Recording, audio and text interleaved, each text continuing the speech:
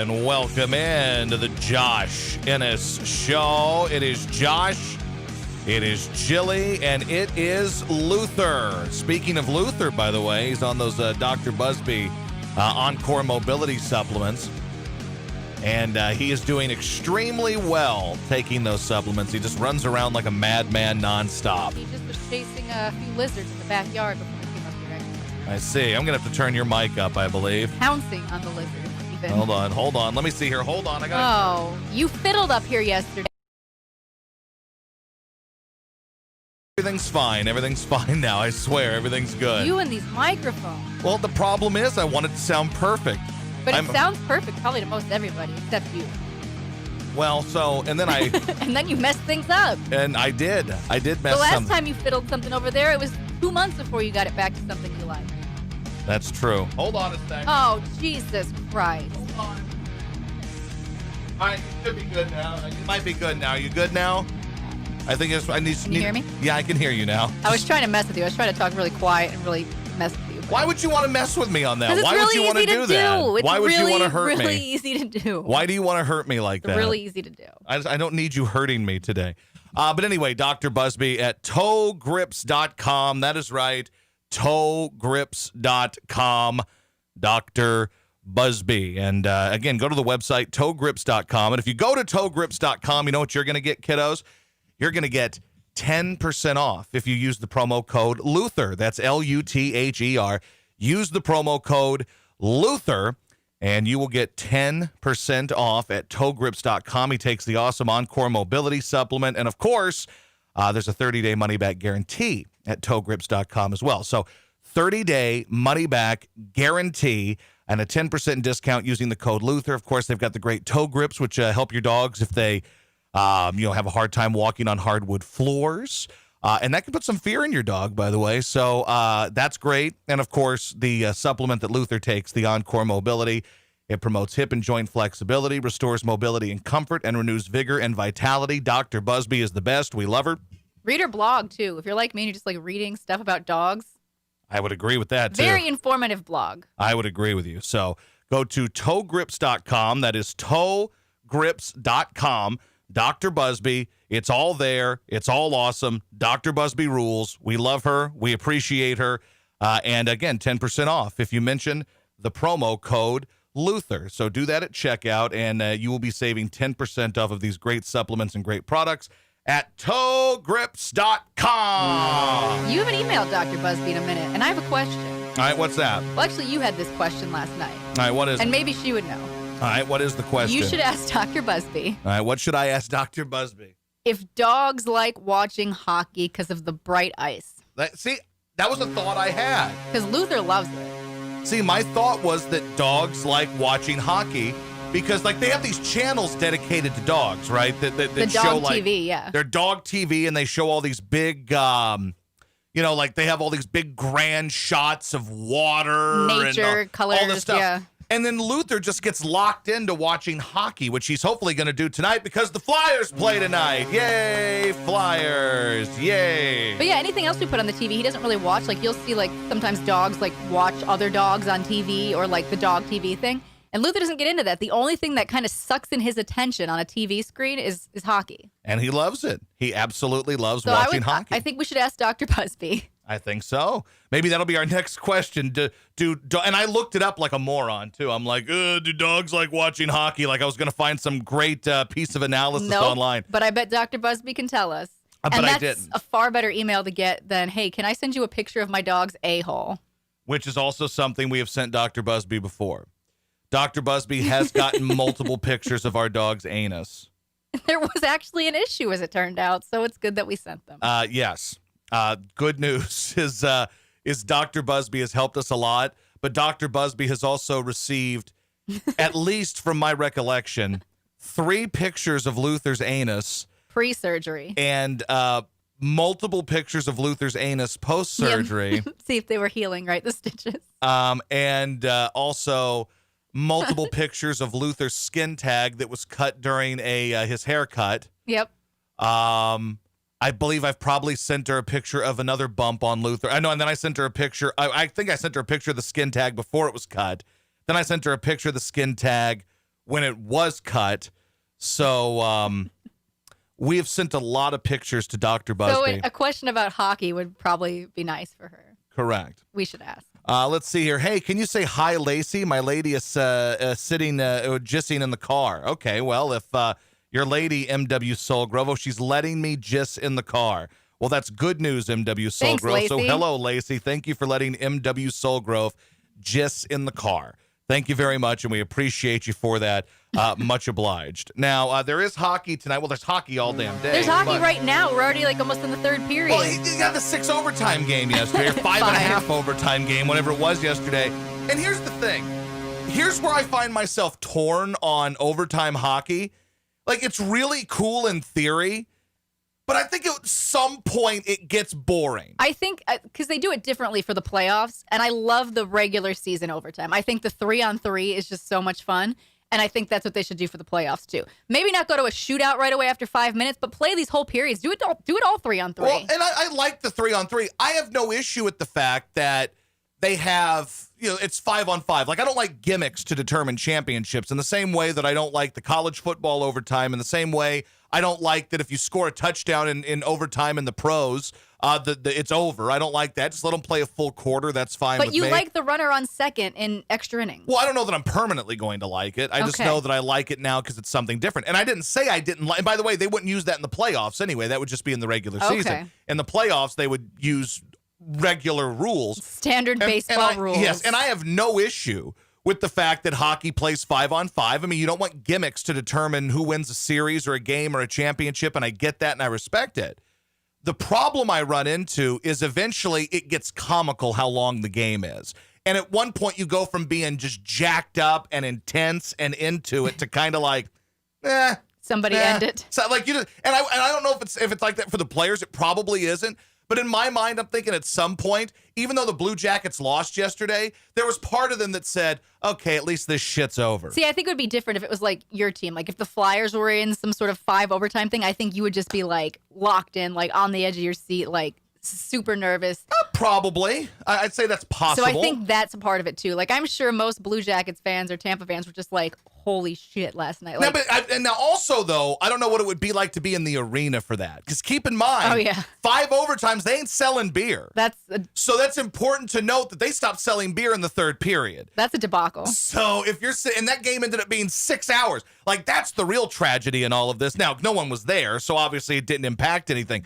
But imagine a scenario where you're in one of those, and I'm sure we've got some people in the chat here that have been to Flyers game, playoff games that have been long, or other hockey games, or baseball games that have been going longer like that, and I get it. But like imagine sitting there for what ended up being the equivalent of over 2 hockey games. Yes. So you're there for over 2 hockey games. And they stopped beer after the second intermission, right? So let's do the math. If they were there for, what was it, 5.5 overtimes? Yeah. Okay, or 4.5 overtimes, whatever it was. It was 5. Did it end in the 5th overtime? It ended in the 5th, yep. So that means it was 4.5 overtimes, which means you're talking about another full game and about another half of another game, or over half. So then you already played. So that was 2.5 hockey games, and you only had beer unless you stocked up, which you're not going to buy 5 beers going into the third period unless you're us and you're a degenerate, which we have been known to do. I don't even think we would even do that. But we've been known to do that at last call at sporting events where you stock up and I go get 2, you go get 2. Nobody prepares. Then we go back again to another beer vendor and get 2 more. Like, we're the degenerates that have like 6 beers under our chair for the 7th, 8th, and 9th inning of a baseball game. We are known to do that. With baseball, it's different. With hockey, though, you usually get one of the big beers and then you're good for the third period. Usually. I would never prepare double fist that one, for 5 overtimes. I don't know how you could. Well, you can't. So that's the problem is there's no beer. So basically, you're getting beer. You can buy beer for 2 periods, and then when does the beer cut off? I think it's the end of the second intermission. Okay, really? Mm-hmm. So they're like, okay, so you cannot get any more beer after the start of the third period. Right. I just forgot that. Yeah. So, okay. So you've got, doing the math there, basically for a third of the hockey game, you're not going to have beer if it's just a normal hockey game. Now imagine they play a completely, another hockey game where you have no beer, and then they play over 2/3 of another hockey game in which you don't have any beer. I would die. Like, if I start drinking and then I stop for even 30 minutes, yep, I just get tired and then I'm done. And that's where I think they have to understand that. I know that there are rules, but there should be an overtime playoff rule in these arenas. Exceptions, There yes. should be exceptions. And then they should say, listen, we are going, but the problem is they close down all the concessions and the beer, like the process of the third period, shutting it all down. Well, Can they just reopen it again, retap all these like kegs? What do you do? Well, the other problem, too, is that you don't know when. That game could end at any second. It could end 2 seconds into overtime. It could end 5 overtimes into overtime. It could end, you don't know. They should just let you BYOB. That's what they should do at sporting events. You should be able to bring a cooler. Just sit a cooler right there in the middle of all these seats and get down. Sure, that'll That's work what you should do. really well. You should be allowed to do this. And if you're not, it's a shame. It's a tragedy. But still, You know what really pissed me off, speaking of like just cutoff times for beer sales, was that time that we went to the Meadowlands with Tank and they stopped selling beer at halftime. Yeah, the Meadowlands was What awful. the hell was that? The Meadowlands sucked. The Halftime? stadium sucked. The game sucked. The walk to the stadium sucked. The beer situation sucked. The food sucked. We were sitting all the way up in the upper deck. That sucked. Yeah, that was, I mean, it was we had to fun. watch Tank eat a ridiculous amount of food at breakfast. That was awesome. But Tank mocked pretty much every person in our section, so Correct. that was really what made it a fun time. It did, but it also made it a time where you're almost uncomfortable because Tank has no filter making fun of people. There was this one dopey kid, this black kid wearing skinny jeans. And this kid Tank was at the end of the row. And this kid kept trying to get, I say kid, probably a teenager, maybe like 20, 21. I would say like 20, yeah. Okay, and he's a hipster black kid, you know. And he's wearing these really skinny pants. And Tank refuses to stand up to let him get by. Yep. Would So he's not just like move. making him crawl over him, basically. And then he mocks the pants the kid is wearing. And the kid looked like he wanted to fight, but the kid ain't going to fight I think Tank. the kid It might ain't have had gonna like a happen. ponytail too, and I just remember Tank saying like, "What is that? Yes. What is that?" That was, But what yeah, a anyway, time. Meadowlands halftime. You cut off beer then? I don't understand. Here's a good point. Imagine if the bathroom closed at the end of regulation. Now, that would be interesting. Oh God. Ah, yes. Yes, it would. Yes, indeed it would, friend. That would be quite the time. Well, it's bad enough now if you believe like all these stories, concerts and sporting events. You're gonna have to text when you want to go to the bathroom and wait for your number to be called. Yes. And which sounds like a terrible time. Sounds awful. It sounds like something I want no part of. And then, today Jerry Jones says that they're going to play games at Cowboy Stadium and they're going to do it in front of fans. Who knows if that's actually what's going to happen, but the NFL are adults, all right? If We're not anyone- going to have a situation like these damn colleges and these universities where they try to play the angle of all their kids and we got to shut it down. The NFL is a multi-billion-dollar business with multi-millionaire athletes. They are adults. They will play. They are going to play. And if anyone's gonna play in front of fans, it will be the Cowboys. Yeah. No I doubt. want me some glory hole. That's what's going to happen. So Jerry Jones said that today. I haven't seen the audio. I've only seen the quotes from Jerry Jones. That, of course, is just causing a flurry on the internet. Well, and there should be football. Now, I wouldn't go to a game if they only let 20,000 people in. That sounds like a boring time, and I'd rather sit at home. I don't want to battle to sit in, I don't want to have to text to go to the bathroom. Yeah, I don't want to text to go get beer, so I wouldn't can't do go to the that. games. I'm sure there are people that will go. I have no interest in it. I don't know what they're going to do about tailgating. I don't know. I believe thoroughly the NFL is going to play. These are professional football players. It is a grown-up league. They're not. Here's what the NFL's not going to do. The NFL's not going to sit here while baseball's playing. And for the most part, baseball's done a decent job outside of the Cardinals. Baseball's done a pretty decent job about all this, right? Then you look at the NBA, who's had the bubble. You have hockey, who's had the bubble. Hockey's had no positive test. The NBA's done a very good job with this as well. I understand that football's not going to be in a bubble. I get that. However, the NFL is not going to allow these sports to play, and they're not going to. I know that I have no logic behind what I'm saying or any data to back this up. All I have is Jerry Jones saying we're going to play. All I have is examples of teams reportedly saying they'll let 15%, 20% capacity play. I have players that some are opting out, and that's fine, but many, the vast majority of them, are not opting out. So there's going to be football. I don't doubt there's going to be football. I just think where it gets interesting for me is which stadiums will allow fans in, because there's been a number of teams who have already said no fans at all this year. So then does that become, is it like a state regulation? Is it just the team gets to make the call? Like, who makes the call on whether or not Well, a team... the league, I think, will have a lot more say in things, too, because there's only 32 teams. Because there are some teams who've already said we're not having fans. And if they don't want to have fans, I'm sure it'll be their call. Okay. I think they'll let the teams have the call. But it's a matter of whether or not the league is going to play, and the league is going to play. There's no way the most popular sport in the country is not going to play while the NBA and baseball and hockey are doing it and doing fairly well with it. There's no way. I don't know how they're going to pull it off. Basically, here's what they're going to have to do. And here's my biggest issue, and we're seeing it with the Cardinals as an example. My question about what you're going to get out of football is what happens when one person gets the Rona, right, which feels like that's going to be inevitable. How are you going to handle it? Are you going to shut down an entire organization for a week, 2 weeks? That's going to kill a huge part of their season if you do that. That's where I think you have an issue. Yeah, it's not like baseball where you can just make these things up. You can't make these games up on a Thursday afternoon or anything, That's what I'm saying. So, and if there is no college football, which the Big 12 released at least a conference schedule today, and they have 2 openings on their schedule, I believe, for non-conference opponents. The SEC will be right there with them. The ACC is looking like it's going to play. So Big Ten, good for you. All the Big Ten has done by sitting this out and doing it so rapidly and doing it so fast and being so quick to say they're not going to play. The Big Ten and the Big Ten programs are going to take a massive hit in terms of talent coming to these schools, right? Yep. I don't know how true this story was, but I saw a guy in the media said he had gotten an anonymous coach or an anonymous recruiter from a school in the Big Ten that already had a guy turn them down or renege on his scholarship or whatever because he wanted to play in the SEC where they, quote, value football, right? So can, theoretically, I know there's, all sorts of rules to, the transfer portals and, transferring and waiting and all that stuff. What if a kid goes to school at, Penn State, but now wants to transfer, right now? He should be allowed to. Is he allowed to? He should be. He should be, right? He absolutely should be allowed to. Because that's a year of his eligibility. Correct. And what if that's the last year he's got? If I were Coach O or I were any of these other big time, Nick Saban, whomever, Dan Mullen at Florida, Tom Herman at Texas, Jimbo, I'd be certainly looking into that. Because, you do have obviously talented players existing at Ohio State and other places. I don't know contractually what the situation is with signing the scholarship and playing at those schools. Right. But they should have the opportunity to play.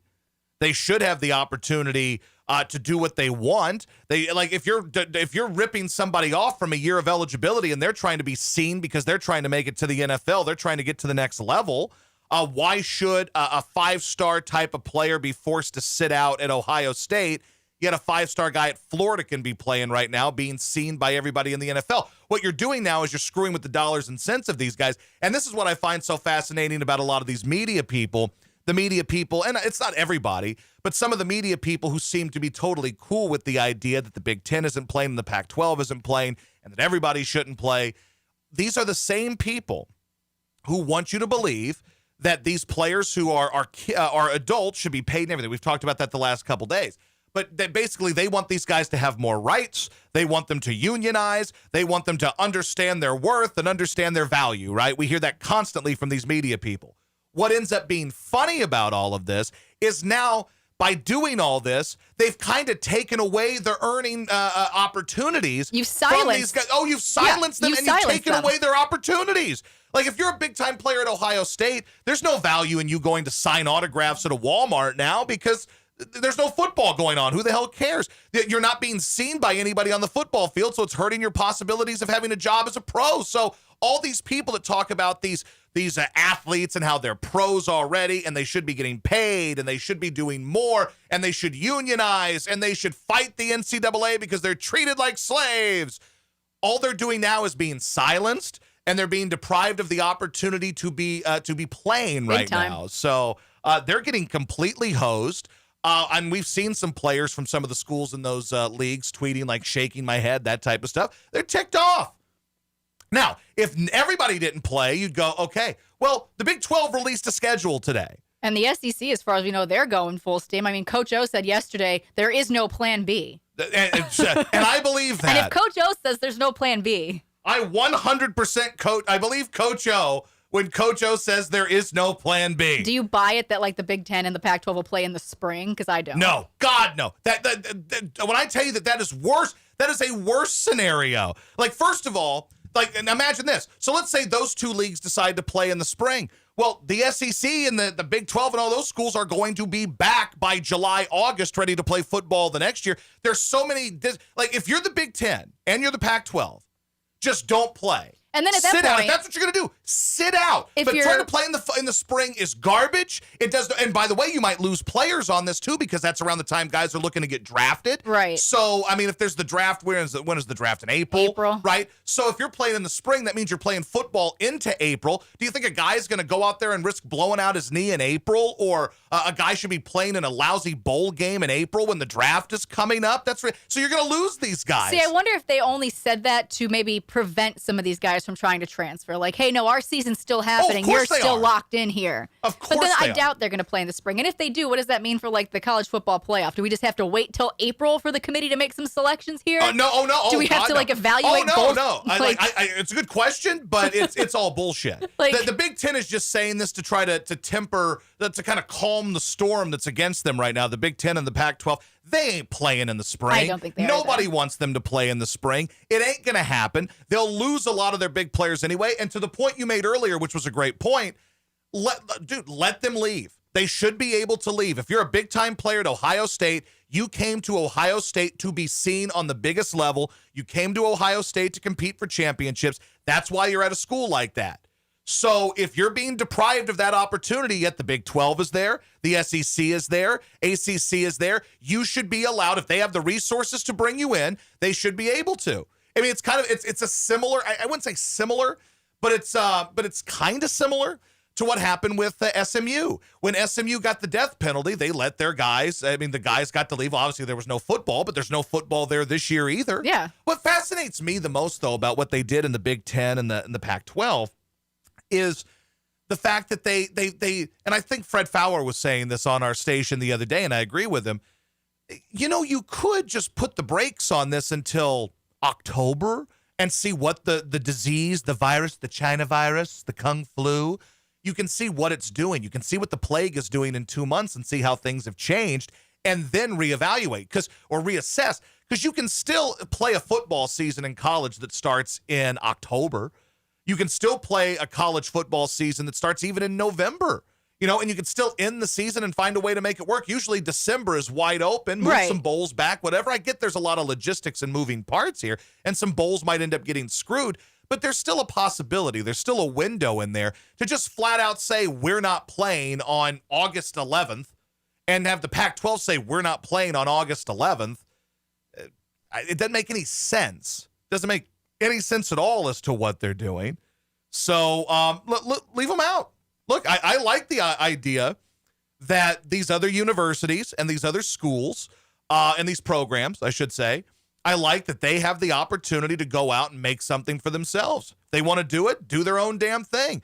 If LSU wants to play football and LSU or Florida and Alabama wants to give the opportunity to men, grown-ass men who want to play football, then they should have the opportunity to play it. If you don't want to do it in the Big Ten, then don't do it in the Big Ten. You're basically you're digging your grave in the Big Ten. Like, the Big Ten's going to take a massive hit, not just, financially, I would imagine they're going to take a hit. I also wonder how much of their decision comes from the fact they knew they weren't going to be able to have a lot of fans, Right. thus playing the games, traveling, spending all that money. Like, that has to play a big factor. I'm sure it in does. I would assume. Like, LSU, who knows? I think I've heard stuff about LSU maybe having 50% capacity, which isn't good, considering they put in, 110,000 people, or Florida or Alabama, Georgia, they're all kind of the same. But, like, if you're in the Big Ten and the decision would have been to play but have no fans, they're probably losing $3, $4, $5 million for 8 home games every home game. I mean, you're potentially losing millions of dollars. So I'm guessing they'd rather just not spend the money on flights, spend the money on hotels, spend the money on bringing the band, all these different Yep. things that cost money. Which again and they're just sucks for trying to the kids. mitigate their absolutely it does, but they're trying to mitigate their losses by saying that, we'll just, we're not going to spend, we're not going to make, so we're not going to spend. But all they're doing is screwing themselves in the long run. The Big Ten and the Pac-12 are generally, well, the ACC is largely considered out of the Power Five to be the dopiest of the conferences. All they have is Clemson and a bunch of stiffs. But nobody really pays a ton of attention to the Big Ten outside of Ohio State or Michigan until Michigan loses their annual 3 or 4 games. Nobody cares about them after that. I mean, college football dominates in the SEC. some Big 12 markets, of course. So they're going to have arguably the two most passionate football conferences still around. The Big 12 nutted up and said, we're going to put together a schedule. I think the opener is September 26th. Yeah, they pushed theirs schedule, back too. I think the which SEC is is around fine. then too. Which is fine. They might be the 19th, the SEC, and then I think the Big 12 a week later. I have no issue with that. Push Yeah. it back. And I'm with Fred. When Fred said, the idea that maybe don't blow it off until, to try it again in November, make a plan to start in early November, late October. I wouldn't have a problem with that either. But don't play it in the spring. That's not going to happen. If you're a college football player, explain to me how you ever get back on schedule as college football if you do that. So don't play. If you're not, Big Ten, Pac-12, you've made your decision. You're not going to play. So if you're not going to play, you're not playing in the spring either, because that's absurd and it just throws everything else off. So thank you very much. All right, before we get into anything else, I do have to tell you about some of the folks that make the podcast possible. And let's start a new tradition during the afternoon edition of the podcast here while we're doing the sponsors. This is a fine opportunity for people to throw some bits in here. Throw in some bits during. Consider the commercial break here to be a bit break here as well. Get those bits out. That's how we keep the podcast going. It makes sense. Sponsors and bits at the same damn time, man. Whoa. 2 revenue streams at the same time, man. So get those bits in, and we'll do that during the commercial. Thank you, Cirilla Gorilla. Thank you. Appreciate it. And you're right, Pinche Pancho Villa.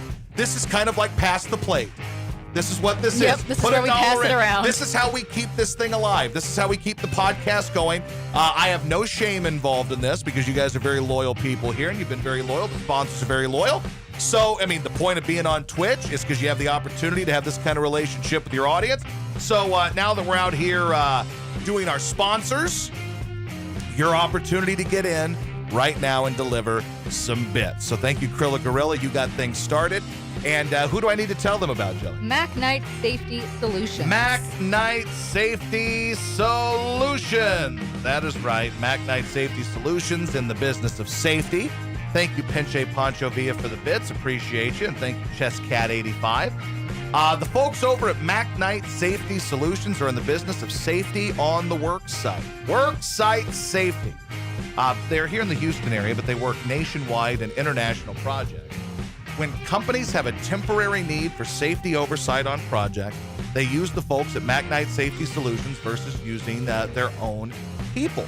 They work in industrial and commercial construction, oil field and manufacturing facilities, and also conduct facility audits for regulatory compliance and assist their clients with developing and maintaining comprehensive safety programs. What does this do? What is the benefit, you might ask?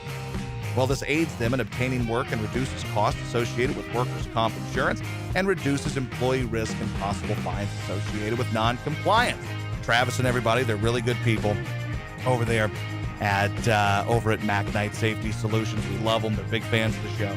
832-363-1295 is the number. 832-363-1295 or MacKnightSafety.com. What is next? Colonial Concepts and Design. Well, Colonial Concepts and Designs, one of the OG, one of the original Just Nation sponsors. Might be the OG. I think you might be right. I think that Mike Cohen at Colonial Concepts and Designs in the Philly area is the OG. He is the man.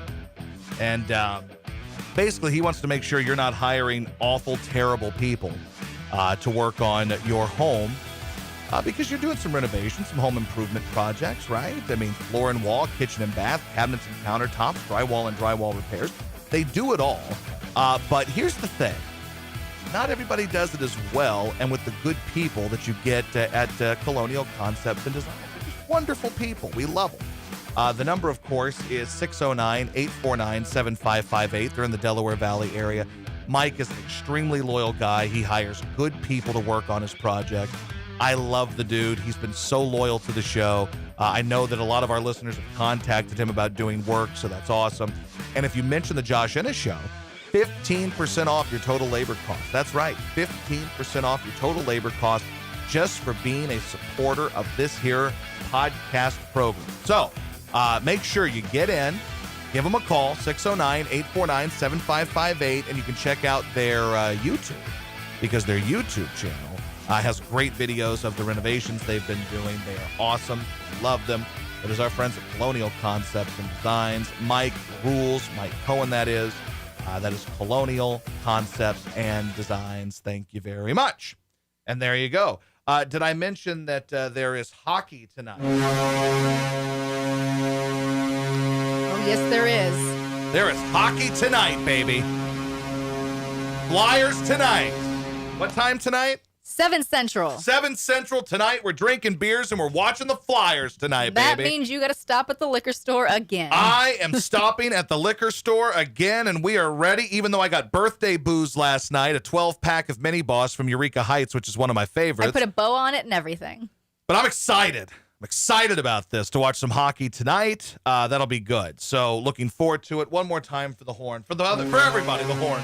For the horn. For the horn. Do it for the horn. We want the horn, damn it. And also, another way that you can fill the coffers here for the collection plate, you can subscribe. It is free with Amazon Prime to subscribe. I haven't mentioned that in a while because I just kind of forgot about it.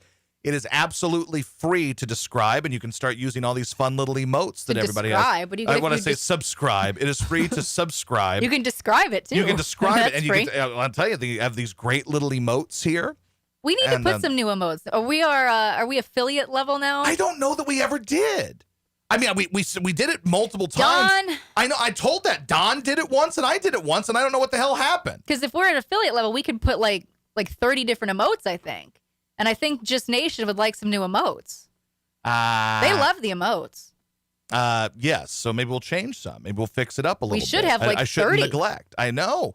You would think. I mean, I think that we've hit that status, but I'm not sure yet. Who's our guy that does our emotes for us? Is he in the chat? Corey. I don't know if Corey's in here today. We'll have to Corey, get Corey to help us out. We will. So Cowboys say they're going to be playing. Would you like to go to a football game if there's only 15% capacity? Nope. Me neither. And not even because of the capacity. I don't want to go for all the rules, which you know are going to be in place. The bathroom thing, the concessions, everyone has to file out like you're in church. Those are just some of the rumored changes that could happen at sporting events and concerts. And no thanks. I will sit my ass on the couch and drink 20 beers. Yep, for the price of like 2 at the stadium, because they're going to have to overcharge for the beer now, too, with fewer people there. So I have no interest in that. And I don't think they're going to let tailgating happen, and that's half the fun. How about Dion going? That's a big deal to leave NFL Network. Dion does, and he's going to Barstool. Yeah. That's a huge name for them. Basically, everybody they've ever had at Barstool is either somebody that they made or Kirk Minihane from WEEI in Boston. But I mean, that's a Boston dude, and that's his audience. His audience is Boston people. This is clearly the biggest person they've ever had involved with Barstool. That's a pretty damn big deal for them. I mean, Dion saying, all right, I'm out at the NFL Network. What kind of money must Barstool have? That's what I was wondering. Or do they get, now, here's another angle. Perhaps there's an ownership percentage. I'm not sure. But perhaps ownership is a part of it. But that's a huge name for them to get there. I don't know what stuff they're going to have him do. I also wonder if there's like maybe some behind the scenes drama we don't know about with Dion at the NFL Network. Like maybe he wanted to do more stuff, and they were kind of like, we can't do that. And at Barstool, I feel like they'd kind of let him have his run of the place. No, I know it could be, or maybe he just wanted to do something different. Or that. Maybe just have fun. I just always like to look for drama. Well, sure, and I'm not saying. Listen, anytime anyone leaves a job, there's some level of drama. Either somebody wanted them gone or they wanted to be gone. Right. So there's already built-in drama there anyway. Now, how heavy the drama is, I mean, I don't know. Now, there could be like our level of drama, which is always gigantic. Now, this is an interesting story, speaking of drama, right? So we were talking about how Nick, who used to like do all of our wacky stunts for us on the morning show, may have killed someone. I haven't gotten an update on that, but that was the story, is that Nick... Yeah, he was arrested. For some gal got shot at like 5 a.m. in this garage, and Nick was arrested for it. Now, I don't know if he was found guilty, not guilty. Right. Don't know if he's out on bail. I have no idea. The story was like he accidentally shot her, I guess, allegedly. I don't remember. But the story just kind of never really heard much of it. Yeah, so that was interesting. Now, Nick, of course, worked on our show a little bit and then worked with Greg and ND. I haven't seen an update. Let me look at Nick's Twitter really quick and see if he's back to doing anything. I mean, I'm guessing he's not at 790, but I mean, as long as he didn't kill someone and say the Rockets suck while he did it, I would imagine he'd still have a shot. No, because they hired some new kid, I thought. Remember, wasn't somebody in our chat going to apply at iHeart? Yeah. Who was that? Yeah. I forgot who that was, but yeah, I would think it was our friend over in That was our friend Trevor. Trevor. Pro Nick Lowe. He still has the 790 logo. You know, he doesn't follow me on Twitter. Not that my feelings are hurt by that. Do you follow him? No. Okay. It just says producer of In the Trenches, but his last tweet was 4/3/20.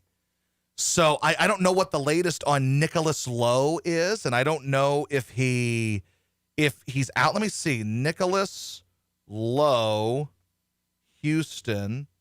I'm curious to know what the latest with this, but I have a reason for this story because it continues over at 790. But so on April 8th, it says woman accidentally shot, killed by friend in West Harris County. Yep, that's the latest thing that there's been about that. I've seen nothing else about Nick Lowe and what happened, but that was Nick. He used to do the wacky bits for us, right?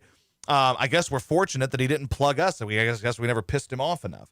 So that's one guy. Well, that's not fair. Okay, of course. I mean, I don't even know that. I don't know that he actually killed this person on purpose or not. I don't know that. It sounds like a situation. It doesn't sound good, but Nick is a gun guy. Maybe he was trying to sell a gun to someone and the gun went off. I don't know. I don't know why Nick would be at someone's house at 5 o'clock in the morning with a gun unless he was robbing the place, right? Like that's the only other reason, right? So it feels like it could have very well been an accident. I know that money wise, especially during the Rona, people were struggling. Maybe he was selling some of his guns. He has a lot of guns. He's like a server at a restaurant, so his main income was probably I think he worked over at that point. Not Fleming's. What's that? Some nice steakhouse. Yeah, and he and so he wasn't making money from that. Had a baby not too long ago, so I mean, I get it. So maybe it's a situation where he was trying to sell a gun and the gun went off, and that could very well be. I don't know. I haven't heard an update. So that's one. So now there's a story, and this is a weird internet rumor conjecture thing here. But do you remember Pat Stat, Pat D Stat? I guess he's employed by 790. I don't really know what the situation ever was with him. I just think he was he was kind of like he was never an on-air guy, I don't think. He was just a guy that was a reporter. We had him on a couple times, I think was he at West Texans Virginia. training camp? He was at West Virginia, so we'd have him on. So somebody starts sending me tweets. Why don't you talk about that pedophile, Pat D Stat? Alleged. Okay, well, this is what the tweet I got. I'm just letting you know what they said. But again, I have no idea if he's a pedophile or not. I have no idea. I was trying to dig into the story. Well, somehow, now I guess he's associated with Sports Illustrated in an off way, like kind of like, hey, he writes for this kind of Texans Sports Illustrated thing or something. Okay. So somehow in a Reddit, I think is how the story went, in a Reddit, they discover that this guy, Pat D. Stat, may have been this teacher who in 2008 had an inappropriate relationship with a student. Boy, we're spreading all sorts of gossip on this show today. Well, there's a story about this, so this isn't me making this up. Is it an actual story or just a Reddit? Oh, no, there's a story. I was going to say, because that's a big difference. Oh, no, let me see. I sent the story to Jim last night because there was a story on Awful Announcing about it. So let me try to dig into this story a little bit here. So there's been plenty of discussion of Sports Illustrated operator The Maven over the last while, including a report 2 weeks ago of Maven executives repeatedly suggesting to SI/Maven channel publishers that those publishers should boost the engagement on their sites, blah, blah, blah. Let me skim through this. There have been other concerns raised about Maven management, including salary reductions, their partnership with a Blue Lives Matter website, the outlet's financial stability, firings, and layoffs. But an interesting one we first became aware of while reporting on the fake accounts is that 2 weeks ago, Maven asked publishers to undergo a criminal background check, a request that hadn't been made before, which they hadn't provided warning of. And it turns out that this push for a background check came shortly after Maven appears to have quietly parted ways with Houston Texans writer Patrick D. Starr, who appears to be Patrick Edward Colon. Back in 2008, Colon, then 29 and a former high school teacher/coach in Schulenburg, Texas, pled guilty to 2 counts of improper relations between an educator and a student. He served probation for that, and Awful Announcing has obtained an internal Maven email from Glenn Nelson, who's the senior vice president, network and editorial development, from April 28th saying, here is the story about Patrick Colon, known as Patrick Star with Us, linking the above 2008 Victoria Advocate story on Colon, referencing an SI addendum signed by Maven affiliates, its morals clause. Okay, so. Interesting. Again, don't know how true this is, But isn't Pat D. Stat in a wheelchair now? He had that really bad car accident. Yes. Right? Like he's he's a cripple at this point. I don't know what the result of was. I know I thought he was paralyzed. I know think. that people raised. I mean, there was a bunch of money that was raised for him. Let's see here. But I don't know the latest. Let me see the 2008 Victoria Advocate story on Cologne. Former Schulenburg coach pleads guilty to sex charges.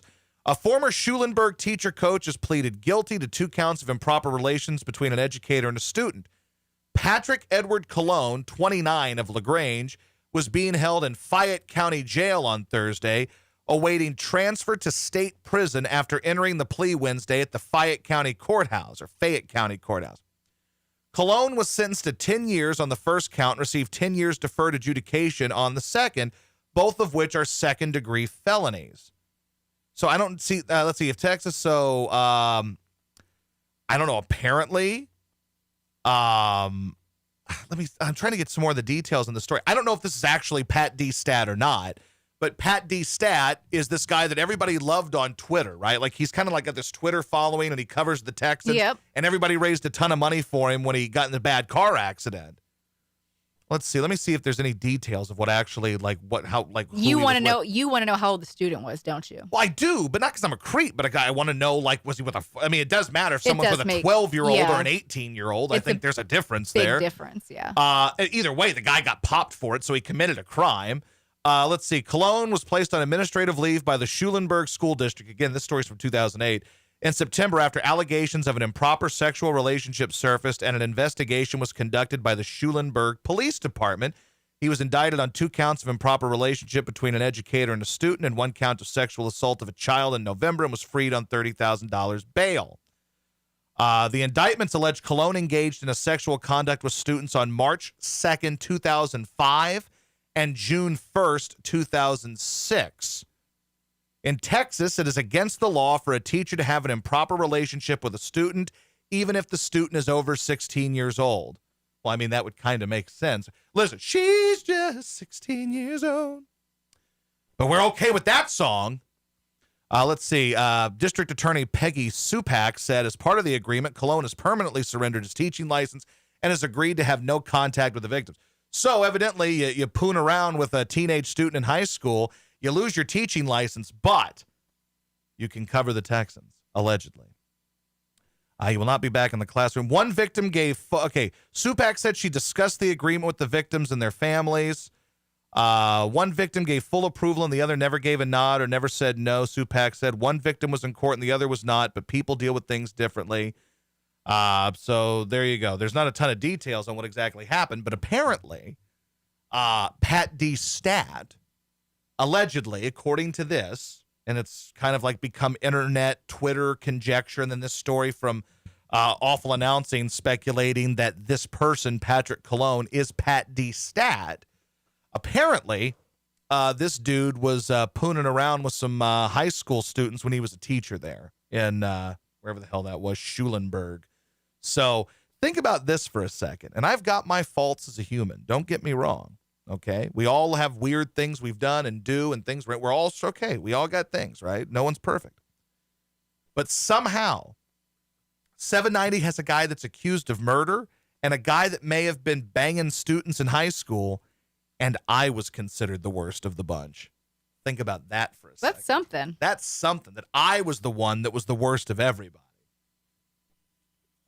So put that in your pipe and smoke it. He got into an auto accident. I think he did. I think he got in a car crash, and then a bunch of people raised a lot of money for him. And now he, I want to say, I think he's paralyzed. I don't know the result. I want to say that he's at least in a wheelchair. I'm not positive on that, but I think he is. There are no skanks allowed in the NBA bubble. Oh, this is my favorite story of the day. So what are some of the details? So basically they're saying that... First of all, it sounds like a whole process just to get your wife or anybody into this damn I don't bubble know for the why they're. playoffs. I get these guys want to see their families and stuff. Don't let anybody in the bubble. You've got 0 positive tests right now. Like, nothing good can come from just letting people come into the bubble. I agree. There's no point. But I guess starting in the conference semifinals, they will have a limited number of guests allowed. So let's see. This is from ESPN. They attained the memo that says the league is requiring players to provide proof of, quote, long-standing relationships with non-family members.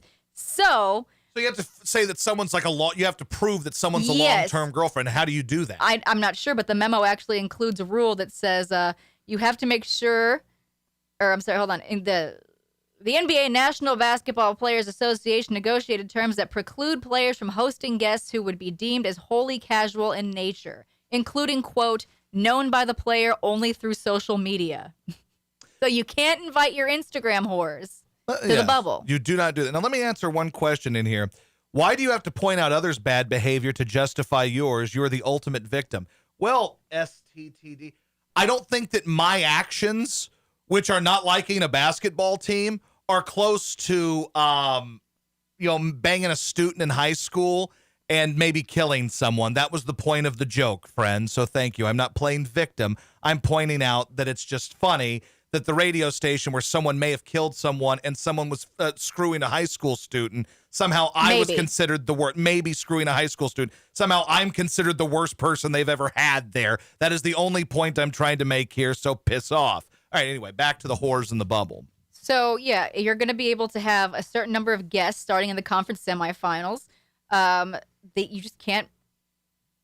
You've thrown me off. I was at a part in my story. Sorry, now I felt the need to clarify that, and I get it. So again, though, so basically, you have to be able to prove that someone who's not part of your family is someone you've been with for a while. But why does that matter? Does that mean that they couldn't have been out getting the Rona? Right, because there are still a lot of protocols you have to pass as a visitor to the bubble to get into the bubble. Yeah. But it's funny that they specifically say, this doesn't count if you know someone on social media for 10 years.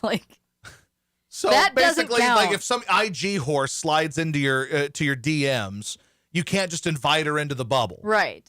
But what is the difference between that and someone you know? What if this IG whore has literally stayed in her home for the last 6 months, just diddling herself on the Instagram or something for money? Well, like I said, there are rules to get in. So even for families and guests will be required to quarantine for 7 days off-site from the bubble or 3 days in the team's market before taking a franchise charter flight to Orlando, where then they will quarantine for 4 more days on the Disney campus. Mm-hmm. That just seems like a lot. Here's my biggest issue with this, though, again. So let's say you met somebody 2 weeks before you went into the bubble and you fell head over heels for this chick. She's like, I fell in love with a stripper type shit. You just love this chick and you're into her and you want to bring her into the bubble because you want to get yours. Now, why can't that person get tested? Well, how long is long standing? Do we have an exact? I think that's the problem I have. So what if a guy wants to bring a chick in? If you're going to let a dude bring his wife in or let a guy bring his long-term girlfriend in or lover in, so what if a guy wants to bring in an Instagram chick? If you're going through the same process, which is testing for the Rona and everything else, they should be able to bring in whoever they want. That's what you're doing when you're opening this up to allowing anyone in. Yes. These young dudes don't have a wife. What if you're 20 years old and you don't have a wife? You're looking to get laid. You don't want to just lay around and watch the Hub all damn day in your room. You want to get some action. What if you're James Harden? James Harden, he wants to get his. What if James Harden wants to get his? Well, to be fair, James Harden probably has had a long existing relationship with a stripper. Maybe not a, fully committed relationship, but he's probably known them.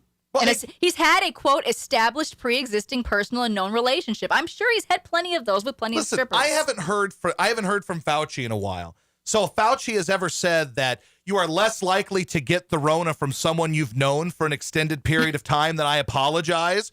But to me, there's no difference between someone you've been married to for 15 years or someone you've been banging for 2 weeks. If they go in and they get tested, and they don't have the Rona, and again, then let them come in. They're quarantining for up to 7 days before they even get on the charter plane to Orlando. Then they're supposed to quarantine another 4 days before actually going to see you. So that's a lot of quarantine. And I don't know why an Instagram chick couldn't do that and a wife could. I mean, it's the same thing. Exactly. And I bet you that Instagram chick would make paper doing that too. This is could unfair. You're taking money out of her G-string because you won't allow her in. I guarantee you there's some players in that bubble in the playoffs that would like to bring this chick up to their Motel 6 hotel room, as they say, and go up there and pay her hundreds of dollars to get down. It'd be like Pretty Woman. Let them have a Pretty Woman thing where some Instagram whore lives with them in the bubble for a week and they pay them $4,000, $5,000 for the week or some $20,000 for the week. I don't know. Let them do it. But there's no difference. There's no difference whatsoever between, and I get it. Some people want to be around their wives, right? Some people don't. Some people don't want to be around their kids or their wives or whatever. But let them. If somebody wants to bring in a whore and hang out with some Instagram skank, some chick that's just looking to get pregnant, even if it's one of those type of things where a chick's looking to get knocked up so she can take all the dude's money, I guess, let them. There is no difference. If you test them and they don't have it, then what does it matter? You can let anybody in that point because once they're in the bubble, they're in the bubble. So you test them. Well, maybe the problem is like a dude doesn't want an Instagram whore in the bubble for more than one night. So then once you boot your Instagram whore, you've used up your guest. Oh, you only get one permanently? Yeah. Each team has been allocated 17 hotel rooms for guests. Now, are these people allowed to stay with them in their room, though? I don't think so. So that's another. I'm not sure. These are like loopholes in this thing. Now, I can tell you also that players are allowed 1 ticket per guest per playoff game. Oh, so someone gets to sit in the stands. Yep, with an additional seat available to a child 32 inches or shorter. So is it like the teacups or something? Like, I don't know so what this kid. So somehow, if you're less than 32 inches, you will not spread the Rona. So bring in as many as they don't even have to be tested. You're less than 32 inches. Come on in. Now, also prohibited are those with business relationships, including agents, chefs, trainers, and tattoo artists. Not allowed. Friends and family, though, again, but you have to have a known existing relationship with your friends or family. And I don't know how you prove that. That's a good question. Let's see. Did you see the University of Georgia is requiring students to wear masks when they have sex in their rooms? Is that true? And okay, that seems to be kind of a violation of something. Like, screw you. I'm not gonna. By the way, now there's some chicks that just look fantastic in masks. We've had this discussion. When you go through the drive-thru at Chick-fil-A, almost every chick looks hot, even the fat ones. You look at these chicks and you're like, masks, man. Or, of course, Lena Hidalgo. We haven't seen Lena Hidalgo in a while. It's been a minute. Does a dwarf stripper count? Can you bring in 3 dwarf strippers standing on each other's shoulders? Right. If they're under 32 inches, would they count? Is that the same rule as a child? That's a very good point. Like, you want to bring in a dwarf, like Bridget the Midget. Do you guys remember Bridget the Midget from Howard Stern? That would be like that. If you brought in, say, Bridget the Midget, and she's under 32 inches tall, she should be able to watch the game, and maybe she doesn't even have to get a Rona test. I also think, again, the bigger picture is this is stupid. I know you want to see your family, but suck it up. This is going to end. Like, at some point, someone's going to bring in the Rona. Yep, and they've done a pretty good job of not doing it. Lena is gross. Lena is not gross when she wears a mask. When she wears a mask, she's very alluring. Her politics are gross, but her mask is very nice. Her eyes are very nice. I'm all about that life, that Lena Hidalgo wearing a mask life. That's what your boy's into, Lena Hidalgo wearing a mask.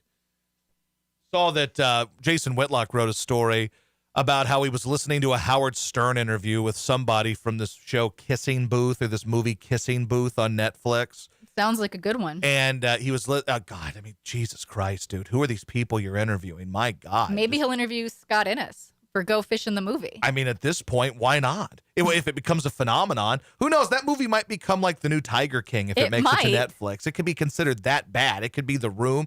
It could be the new Plan 9 from outer space. It could be a huge cult phenomenon. But so I'm reading this story from Jason Whitlock. Imagine if people are just like lined up outside the Bass Pro to get an actual physical copy of this. Like if it becomes that big. Like I hope it does. I hope it becomes, because my dad, like he doesn't care if people think things suck, because in his mind everything he does is great. Right. So he doesn't know that people think it sucks. Like he doesn't get that I'm making fun of him for putting out a CD. He's just like, no, he doesn't get that at all. He does not understand the fact that I'm making fun of him for this at all. But here's the thing. Like, I want it to become a huge phenomenon. I do too. Like, that could be, like, everybody just like this. Now, if this would have come out during the height of Rona and people had nothing else going on, I think Go Fish in the movie would become a phenomenon. But the story I was reading from Whitlock was that basically this person had a beef with somebody else on Twitter, and I forgot they used some innocuous word that now it like means something else. I guess I gotta see. It's something stupid. The basic gist of the story, though, was that Jason Whitlock said that now he's just basically lost faith in everything when Howard Stern, who is supposed to be the gatekeeper of free speech, has now become, this. And I'm like, dude, well, did you not know this already? Like, this has been common knowledge for a decade, damn near, that Stern sucks now. All right, today I listened to Howard Stern interview 21-year-old actress Joey King, the star of Netflix movie series The Kissing Booth. King relayed a story about her ex-boyfriend and Kissing Booth co-star Jacob Elordi. Elordi claimed in an interview that he had never watched Kissing Booth 2. Via Twitter, King called bullshit on Elordi's assertion. Instead of using the word bullshit, King tweeted cap, which is a relatively new slang word for bullshit. She later deleted the tweet because she said two people over social media tweeted her that cap is a black slang word and she was culturally appropriating the word and therefore being insensitive. Okay. Stern did not object, and neither did Robin Quivers. Like, where have you been, Jason Whitlock? Jeez, did you just now discover that? What is cap? I have no idea, but evidently it's black slang, and you can't say it on the internet. I have no fucking clue. But evidently it's C-A, I think it's C-A-P, not K-A-P. So it's not cap as in Kaepernick. I think it's cap as in C-A-P. Is this why Lance McCullers used to always tweet, like, cap emojis? Maybe. Is he appropriating black culture? Of course, I would. If anybody's going to, I think am I making this up? I might be making this up, but I swear, because I remember looking up one time, what does like a cap or a hat emoji mean? And maybe that's what it is. Maybe it means bullshit. Maybe it does. But I'm baffled as to how anybody hasn't known for the last 5 years at least that Stern is a fraud and he's not interesting and his shit is boring. Like, look at he's interviewing some 21-year-old person from a show called Kissing Booth on Netflix. Who the fuck cares, man? Like, who cares at all? Cap equals lie, I see on here. Okay. I would not know that. No idea. But evidently it's cultural appropriation. I'm just not going to use emojis or anything. I'm just not going to say anything. But I get his point. Hey, if Stern, who was this great fighter of freedom of speech, I guess when he needed it, when it benefited him, maybe you say, okay, that's really stupid that is something. My favorite are the people that say, Josh, Stern just evolved. Yeah, okay, whatever. You can evolve and still be interesting. That dude ain't interesting. He ain't even remotely interesting. He's a good interviewer, but like he is. But his interviews, I mean, eventually the interviews get boring too. Because all he does is kiss these people's asses. Yes, there's no conflict in these interviews. It's just a bunch of ass grabbing with these guys. It sucks. It's okay to say the guy sucks. It's okay to say. I don't blame him to a degree. I mean, he sold out. He got rich. He sold out. He got what he wanted. Fine, go for it, man. But I don't blame him. But his show sucks, and people are afraid to say that Stern's show sucks. Everybody just still kisses the guy's ass because he's the king of all media. Dude, go down a list of people who are more impactful media-wise than Howard Stern. They may not be as rich. Okay, you want to know people that are more impactful, real talk, who have more impact on society and culture, real talk, than Howard Stern does right now? The entire nighttime lineup of every cable news network does, but in particular, Fox News has more. Well, they're crushing. Clay Travis has Barstool, who we talked about earlier. Barstool dwarfs Howard Stern in terms of relevance right now. They're doing Stern's old bit. They are doing the old Stern gimmick of basically, we don't give a shit and we'll go after everybody. They've kind of softened up a little bit too now that they have a corporate partner and and all that. But they're doing Stern's old bit. Stern is just sitting around interviewing slapdick celebrities that only other slapdick celebrities care about. Oh, great. I'm sitting here again with Seth Rogen. Sit around and laugh and talk about smoking pot a little bit more, Seth Rogen. The Breakfast Club has far greater impact in him. A good point, Millsley. The Breakfast... Elvis Duran has more... Bobby Bones! Oh, big Bobby time. Bones is a far greater cultural impact right now. Big time. Stern is nothing. He's rich and good for... I don't fault the dude. Joe Rogan is far greater. I'm actually surprised that Howard still even does the show. Like, it just seems like he doesn't really... Because he can't quit.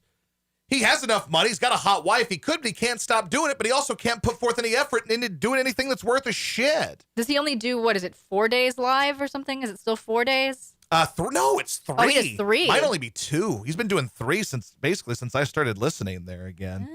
Yeah, it sucks, man. It's just a boring show. Now, do they still do like the tape replays now that he's ashamed of all that? They are very specific about the ones they air. Okay.